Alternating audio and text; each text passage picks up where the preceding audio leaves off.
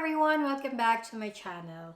On today's video, I will be discussing you guys how to report a marriage if you are reporting only via post mail and not in person.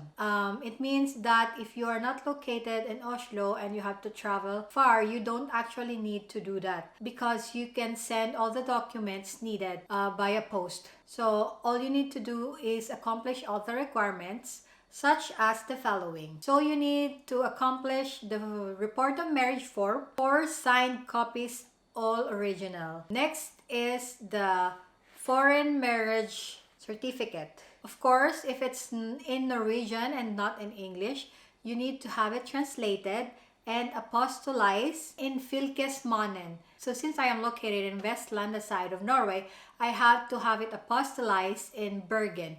So you guys just need to check in your communa where can you have it apostolized because it is actually needed. Another requirements are both copies of your passport, your husband and yours. It needs to be 4 copies as well. Next requirement is birth certificate of both of you. You only need 1 original and 4 photocopies. For your birth certificate, if you're a Filipino, it needs to be issued by PSA or the Philippine Statistics Authority. And if you are reporting your marriage 1 year later after your wedding, you need to submit an affidavit of delayed registration of marriage. It needs to be 4 signed original copies. So with regards to payment, it's 225 for the reporting of marriage and 225 for the affidavit of late report of marriage. You can pay via bank account here in Norway.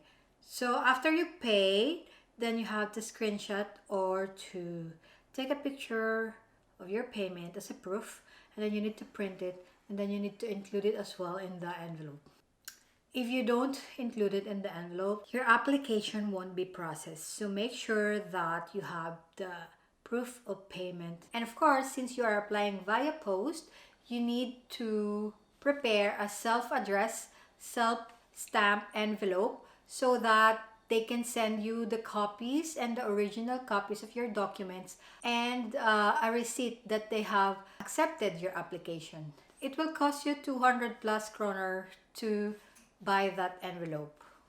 Of course, you should include your contact details in the envelope together with other requirements so that they can contact you if there are requirements missing or you need to submit more requirements or if there is a problem in your requirements. So after you have accomplished all those requirements, all you have to do is send it to this address. For your reference, I will be putting the link in the description box below where you can find all the requirements needed in order for you to apply or to report your marriage here in Norway.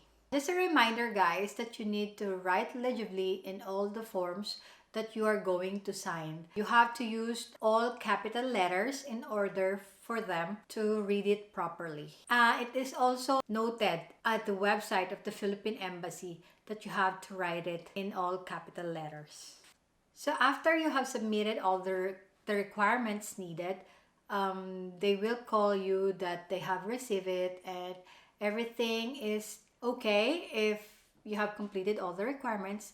And then after that, after 6 to 8 months, you can get a copy from the PSA office from the Philippines and it will be available for release.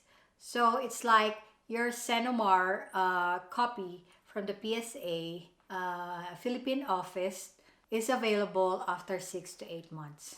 So when you request for your PSA copy of Senomar, it will show that you are already married and you are no longer single.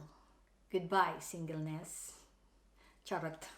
I think that's all I did. So if you have any questions regarding this application, just comment on the comment section and I will try to answer all your questions.